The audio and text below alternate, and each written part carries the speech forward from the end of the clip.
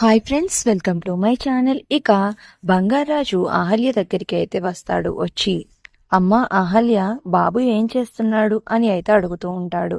ఇంగో మావయ్య, బాబు ఆడుకుంటున్నాడు. మీరు ఎత్తుకుందాం అని అనుకుంటే బామ్మగారు ఎత్తుకోనివ్వలేదు కదా, ఇప్పుడు ఎత్తుకోండి మావయ్య అని అయితే బాబుని బంగారాజుకి అయితే ఇస్తుంది అహల్య. ఇక బాబుని చూసి తెగ మురిసిపోతూ ఉంటాడు బంగారాజు. ఇక తరువాత బంగారాజు బాబుని చూసి ఇలా అంటూ ఉంటాడు, నువ్వు ఎన్నో కష్టాలు, ఎన్నో ఒడిదుడుకులు అన్నీ ఎదుర్కొన్న తరువాత బాబు ప్రసాదంలా నీకు పుట్టాడమ్మా. ఇక బాబుని చాలా జాగ్రత్తగా కాపాడుకుంటే వీడే నీకు బంగారు భవిష్యత్తు అవుతాడు. నువ్వు బాబుని, గౌతమ్ బాబుని జాగ్రత్తగా చూసుకోమ్మా అని అయితే బంగారాజు అంటూ ఉంటాడు. ఇక ఆ మాటలకి అహల్య, అది నా చేతుల్లో లేదు మావయ్య, నిన్న విన్నావు కదా పెద్దావిడ గారి నిర్ణయం, ఆ దేవుడు ఎలా రాస్తే అలానే జరుగుతుంది. ఆవిడ ఇప్పటికీ కూడా నేను ఇచ్చిన మాటకే కట్టుబడి ఉన్నారు.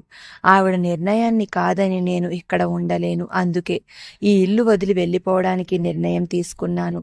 నువ్వే బాబుని, ఆయన్ని జాగ్రత్తగా చూసుకోవాలి మావయ్య అని అయితే అహల్య అంటూ ఉంటుంది. ఆ మాటలకి బంగారాజు షాక్ అయిపోతాడు. ఇక అప్పుడే గౌతమ్ అయితే అక్కడికి వచ్చి ఇదంతా వినేసి ఒక్కసారిగా కోపంగా అహల్యని చూస్తూ ఉంటాడు.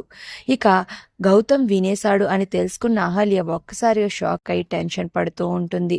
మరి ఇప్పుడు ఇంట్లోంచి వెళ్ళిపోవాలనుకున్న అహల్య నిర్ణయం విన్న గౌతమ్ మరి అహల్యని ఇంట్లోంచి వెళ్లకుండా ఎలా కాపాడుకుంటాడు అనేది నెక్స్ట్ రివ్యూలో తెలుసుకుందాం. వీడియో నచ్చితే ప్లీజ్ సబ్స్క్రైబ్.